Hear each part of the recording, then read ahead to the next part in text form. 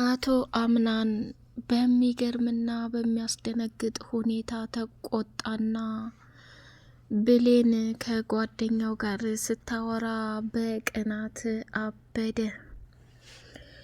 ብሌን አቶ አምናንን ለማቃጠልና ለማናደድ ከገዛ ጓደኛው ጋር በከባዱን ፍቅር ጀመረች። እቅፍ አደረገችውና ሳመችው። እሱም እቅፍ አድርጎ ሳማት። ብሌን በጣም እንደምታምሪና እንደምወድሽ ማወቅ አለብሽ። አንቺ በጣም ለየት ያልሽ ሴት ነሽ። እዚህ ቦታ ላይ ካየሁሽ ጀምሮ ላንቺ ያለኝ ስሜት እጅግ በጣም የተለየ ነው ብሎ ሲላት፣ አቶ አምናንም ይሄን ነገር ሰማና ፍጥጥ ብሎ በንዴት እየተቃጠለ ብሌንን ማየት ጀመረ። ወይዘሮ ዛህራ ደግሞ ብሌንና የአቶ አምናን ጓደኛ እያደረጉ ያሉትን ነገር አየችና እጅጉን በጣም ተደሰተች። ወይ ጉድ! ለካ መገፋትም እንደዚህ ያስቀናል እንዴ! አቶ አምናን እሱ ከጄሪ ጋር ቀለበት እያሰረ ብሌን ደግሞ ከጓደኛው ጋር እንደዚህ ስለሆነች ለምንድን ነው የቀናው? ታዲያ ብሌንን የሚወዳትና የሚያፈቅራት ከሆነ ለምንድን ነው የጄሪንና የሜርሲን የቅንብር ወሬ እየሰማ እንደዚህ የሚሆነው ብላ እጅጉን በጣም ተናደደች። ይገርማል፣ ያሳዝናል። እያንዳንዱ የተፈጠረና እየሆነ ያለው ነገር ከሚባለው በላይ ልብ ሰባሪ ነው። ብሌን እንግዲህ አቶ አምናን ወይዘሮ ዛህራ ቁርስ ሰራችና ልጄ አንቺ ወደ ኋላ ስታፈገፍጊ ሌላ ነገር የተፈጠረ ነው የሚመስለው።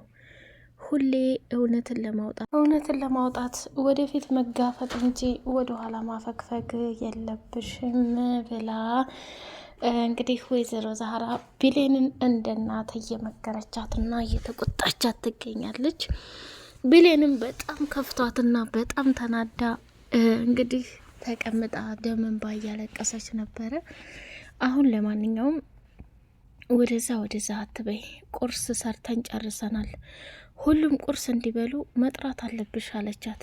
እንዴ እናቴ ዛህራ አቶ አምናን ክፍል መሄድ አለብኝ እንዴ? አትፍሪ፣ አንቺ እኮ ምንም አላደረግሽም።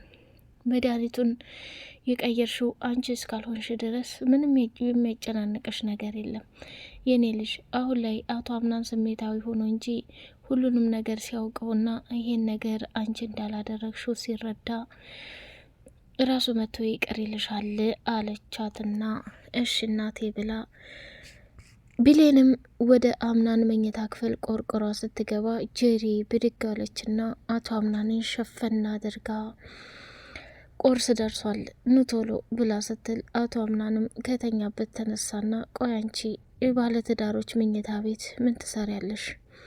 ቀጥ ለጥ ብለሽ ውጪ። እኔ እኮ አንተ ዝምተኛትህን አላየሁም፣ ይቅርታ አለችና ከዛ ቦታ ላይ ሰተት ብላ እጅግ በጣም በሚገርም ሁኔታ ወደ የት ብትሄድ ጥሩ ነው? አምናን ሲቆጣት በጣም ተናዳ ከሷም ጋር ከጄሪ ጋር አብሮ ተኝቶ ስላየች በጣም ተገርማ ነበረ። ሰላም ሰላም! ውድ የተከበራችሁ የተወደዳችሁ የሌላ ኤንድ መሐመድ ቤተሰቦች እጅግ በጣም ተወዳጁና በጉጉት ስንጠብቀው የነበረው የዴር ድራማ እንደቀጠለ ይገኛል። ቻናሉን ላይክ፣ ሰብስክራይብ እያደረጋችሁ ለምታበረታቱን እናመሰግናለን። አቶ አምናን በብሌን ሌላ ፍቅር በመያዝ እጅጉን በጣም እየተናደደና እየተቃጠለ ይገኛል። እሷም ደግሞ አምናንን ለማቃጠልና ለማናደድ ከጓደኛው ጋር በከባዱ ፎንቃ ይዟት እየተርመጠመጠች ትገኛለች። መጨረሻ ላይ በር ተቆረቆረና በጄሪና በአምናን የቀለበት ፕሮግራም ላይ ከባድ ችግር ተፈጠረ። በትልቅዬ ካርቶን ላይ የሰው እጅ የተቆረጠ ደም በደም የሆነ ነገር ተላከላቸው። እሱንም ደግሞ በቀለበታችን ቀን ጊፍት ያደረገን ሰው ማን ነው ብላ ጄሪ ስትከፍተው እጅጉን በጣም ደነገጠችና ፍጥጥ ብላ ቀረች። ምንድን ነው እያሉ ሲጠጉ ያዩትን ነገር ማመን አቃታቸው። ሜርሲም ደነገጠች። እንግዲህ ሲፈን ይህንን ነገር በተደጋጋሚ ወይዘሮ ሰመሃልን ስለ ድሮ ባሏና ስለ አምናን አባት እየጠየቀቻት ነበር። እሷም የምትፈልገው ትልቅና አደገኛ በቀልን ያዘለ ሆኗል።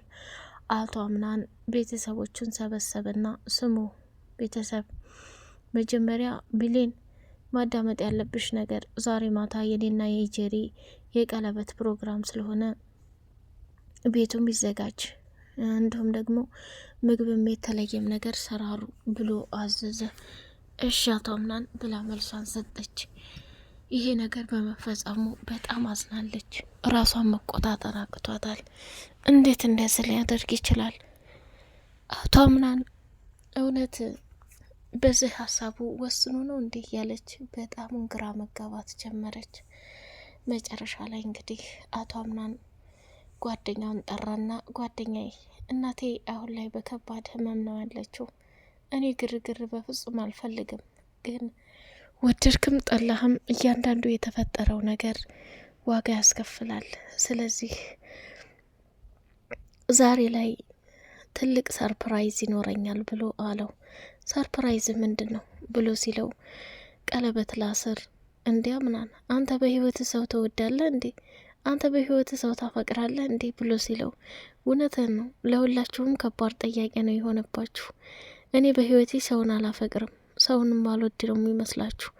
አሁን ግን ጄሪን ለማግባት በጣም ወስኛለሁ። ተው፣ በህይወትህ ያስገደደህ ልክ ነገር ካለ እሱም ብታስወግደው በጣም ጥሩ ነው ብላለች።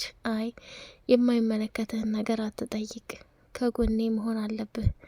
እናቴም አሁን ያለችበት ሁኔታ በጣም ከባድ ነው፣ ሰው ያስፈልገኛል ብሎ አለው። በፕሮግራሙ ጊዜ የአምናንም ጓደኛ በታዘዘው መሰረት ተገኘ። ቢሌንን ሲያይ ሌላ ነገር አደረገው። ከእሷ ጋር አብሮ ቁጭ አለና እሷን መመልከት፣ እሷን ማየት ስትስቅ በቃ ሁኔታዋን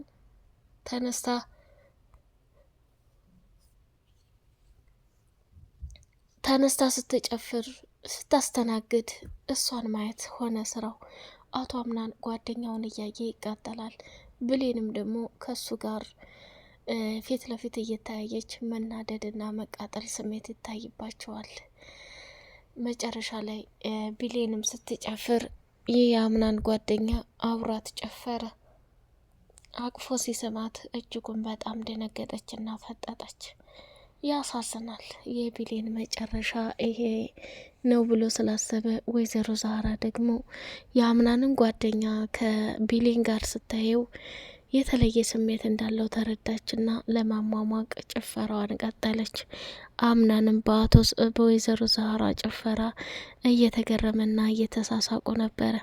መጨረሻ ላይ ግን እያበደችም ሆነ እየጨለለችም ቢሌንም ተነስታ ከወይዘሮ ዛህራ ጋር አብረው መጨፈር፣ ሜርሲና ጄሪም አብረው መጨፈር ጀመሩ። ይገርማል። በቃ የኔን የወንድሜ ልጅ በሚገርምና በሚደንቅ ሁኔታ አጠጥተሽና ደንዝዘሽ መግደልም እንዳለ ህይወት መዝራት አለ። ከወንድሜ ልጅ ጋር አብረሽ ተኝተሽ አረግሽ ማለት ነው። ምን ታደርጊዋለሽ? ጓደኛዬ ይታደሉታል እንጂ አይታገሉትም እያለች መቁላላት ጀመረች። ስሚ፣ ይህንን መድኃኒት አንቺ እንደቀየርሽው ቢያውቅ ኑሮ ምን እንደሚያደርግሽ አስበሻል? ታዲያ ከኔና ካንቺ ውጭ ማን ሊቀይር ይችላል? ብላለቻት። ጠብቂ፣ ቪዲዮ እንደቀረጽኩሽ ብታቂ ኖሮ እንደዛ አትላላጭም ነበረ። አቶ አምናን አሁን ወዶሽና አፍቅሮሽ ሳይሆን የሆነ ነገር ፈልጎ ሊሆን ይችላል እያለች መመጻደቅ ጀመረችባት። በመጨረሻም ላይ ከሚያሳዝነውና ከሚገርመው በላይ ቢሌንም በጣም ነው የተናደደችው። ጄሪ አብረው በመተኛቷ እንዲሁም ደግሞ ለወይዘሮ ዛህራ ቢሌን ሄደችና እናቴ ዛህራ አንቺ እንድታናግሪው ፈልጋለሁ፣ ደስ በማይል ሁኔታ የማይሆን ነገር እንዳደርግ በፍጹም አልፈልግም። ለምን ብትይ አቶ አምናን ከጄሪ ጋር አብረው ተኝተው ነው ያገኘኋቸው። ይሄ ነገር ደግሞ እንዲፈጠር አልፈልግም ብላ ስትል ወይዘሮ ዛህራ አምናን የኔ ልጅ አለችው። አቤት እናቴ አላት። ቆይ እያደረክ ያለው ነገር ልክ አይደለም። እባክህ ተረጋጋ። ቢሌን አንተ እንደምታስበው ምንም ያደረገችው ነገር የለም። ስለዚህ ኋላ ሁሉንም ነገር ብታውቅ በጣም ታዝናለህ እና በብሌን ምንም አይነት ጥፋትና ስህተት እንደሌለ ማወቅ አለብህ ብላ ስትለው፣ ሴትዮ ከኔ ጋር እየተከራከርሽ ነው እንዴ? ስራ የለሽም እንዴ? ለብሌን ውሳኔ የምታግዥና የምታዳይ ከሆነ ቤቱን ለቀሽ መውጣት ትችያለሽ። እኔ አምናን ከሌ ስለነገረኝ ነገሮችን አምኜ የምወስንና የማደርግ ሰው አይደለሁም። ስለዚህ ተጠንቀቂ ብሎ አላት። ጎይቻ አሮጊት ነገር ማመላለስ ጀመረች እንዴ? አድባ የሚያዋጣትን ወጧን አቃቀልም እንዴ? እያለች ከሚባለው በላይ ሜርሲም መናደድና መቃጠል ጀመረች። አቶ አምናን ቤተሰቡ በተሰበሰበበት ቦታ ላይ ሰዎች አንድ ነገር ልንገራችሁ፣ በተቻለ መጠን የእናቴን ነገር አደራ። ዶክተሩም እናቴን ከተንከባከባችኋትና እንዲሁም ደግሞ ከአጠገቧ እሷን ፍሬ የሚያደርግ ነገር ካደረጋችሁ በቶሎ እንደሚሻላትም ተናግሯል። አሁን ላይ የማስበው ስለ እናቴ ጤንነት ነው ብሎ ተናገረ። እሺ አጋጣሚውን አገኘው።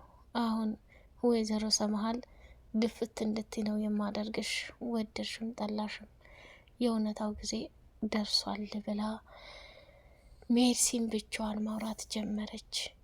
ሲፈንም ደግሞ ስለ ድሮ ባሏ ስትጠይቃት ሰመሃል በድንጋጤ ፈጠጠች።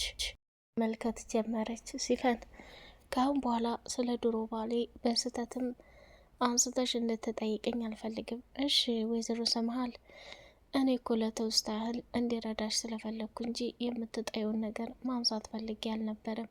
ለማንኛውም ይቅርታ ብላ ወደ ሌላ ጉዳይ ገባኝ። ውድ የተከበራችሁ የተወደዳችሁ የሌይላ ኤንድ መሐመድ ቤተሰቦች በቀጣይ ፓርት እስከምንገናኝ አሰላሙ አሌይኩም ወራህመቱላሂ ወበረካቱሁ።